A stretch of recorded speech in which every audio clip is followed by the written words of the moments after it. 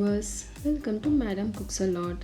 இன்னைக்கு நம்ம மஷ்ரூம் புலாவ் ஈஸியாக குயிக்காக எப்படி செய்யறதுன்னு பார்க்க போகிறோம். வாங்க இந்த ரெசிபி செய்யறதுக்கு தேவையான பொருட்களை எல்லாம் பார்த்துக்கலாம்.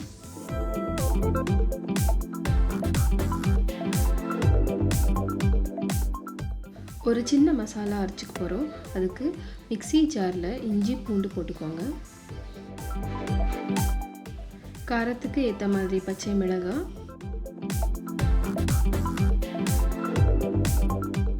கொஞ்சமாக வெங்காயம்,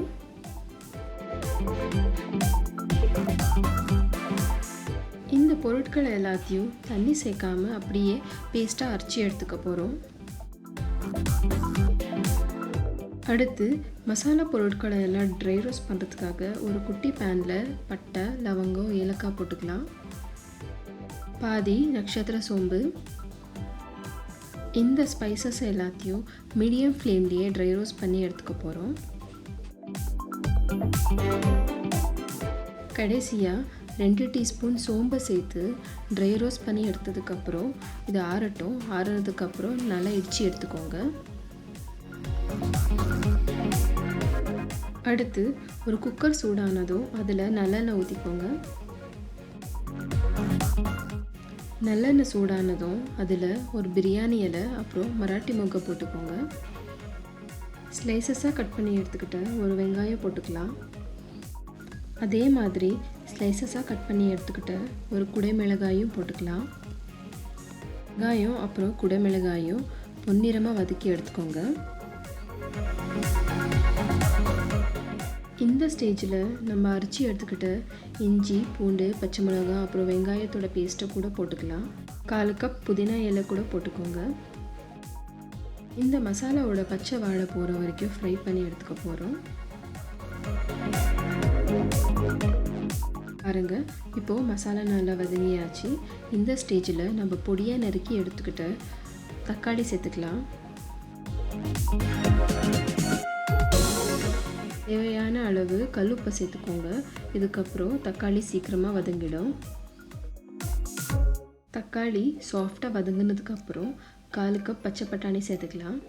அப்புறம் 200 கிராம் கட் பண்ணி எடுத்துக்கிட்ட பட்டன் மஷ்ரூமையும் சேர்த்துக்கலாம். இதை ஒரு 5 நிமிஷம் வரைக்கும் மிக்ஸ் பண்ணிக்கிட்டே இருங்க. மஷ்ரூம் சீக்கிரமாக வெந்துடும்.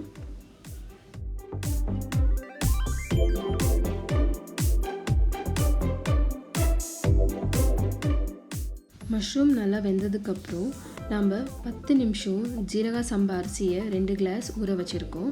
அதை சேர்த்ததுக்கப்புறம் 2 கிளாஸ் அரிசிக்கு 4 கிளாஸ் தண்ணி ஊற்றிக்கோங்க. நீங்கள் பாஸ்மதி இல்லைனா வேறு ஏதாச்சும் நம்ம நார்மலாக யூஸ் பண்ணுற அரிசி கூட எடுத்துக்கலாம்.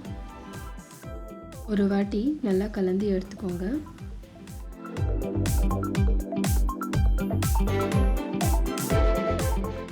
அடுத்து நம்ம ட்ரை ரோஸ்ட் செஞ்சு இடித்து எடுத்துக்கிட்ட ஸ்பைசஸ் எல்லாத்தையும் இப்போ போட்டுக்கலாம். இதே ஸ்பைசஸை நீங்கள் வெஜிடபிள் புலாவ் செய்யறதுக்கு கூட யூஸ் பண்ணிக்கலாம். வாங்க இப்போ குக்கர் லிட்டை க்ளோஸ் பண்ணி 2 விசில் வர வரைக்கும் நம்ம குக் பண்ணி எடுத்துக்க போகிறோம். வாங்க இப்போ குக்கர் லிட் ஓப்பன் பண்ணி பார்க்கலாம். நம்ம மஷ்ரூம் புலாவ் எவ்வளோ அருமையாக ரெடியாக இருக்குது பாருங்கள்.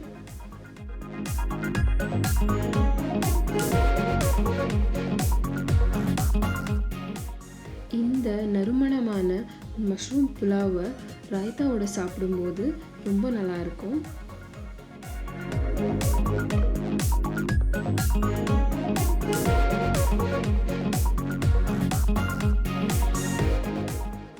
பார்த்தீங்களா வியூவர்ஸ், எவ்வளோ ஈஸியாக குவிக்காக டேஸ்டியான மஷ்ரூம் புலாவ் நம்ம எப்படி வீட்டிலே செஞ்சுக்கலாம்னுட்டு.